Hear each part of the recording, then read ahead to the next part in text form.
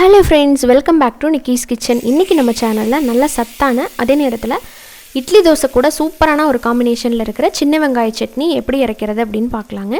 அதுக்கு முதல்ல ஒரு கடாயில் 1-2 டேபிள் ஸ்பூன் நல்லெண்ணெய் சேர்த்துக்கோங்க.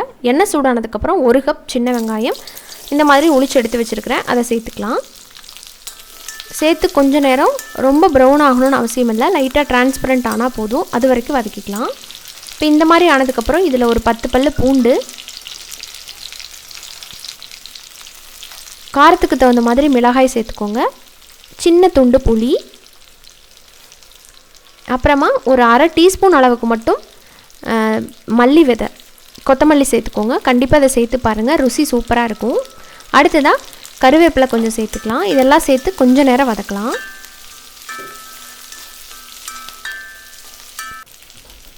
அவ்வளோதான். இந்த அளவுக்கு வதங்கினதுக்கப்புறம் இதை நம்ம அரைச்சிட வேண்டியதான். ரொம்ப கம்மியான பொருள் வச்சு செய்யக்கூடிய சட்னி. நான் சேர்த்த பொருள் எல்லாமே கண்டிப்பாக சேர்க்கணும், ஒன்று கூட ஸ்கிப் பண்ணக்கூடாது. இதில் தக்காளியெல்லாம் எதுவுமே சேர்க்க தேவையில்லை.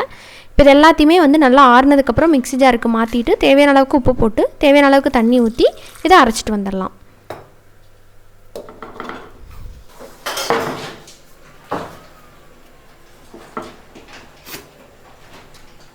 சட்னி இந்த மாதிரி தான் இருக்குது. ஸோ நான் கம்மியாக அரைச்சதுனால அந்த லிட்லையெல்லாம் ஒட்டிகிட்டு இருக்குது, அவ்வளோதான்.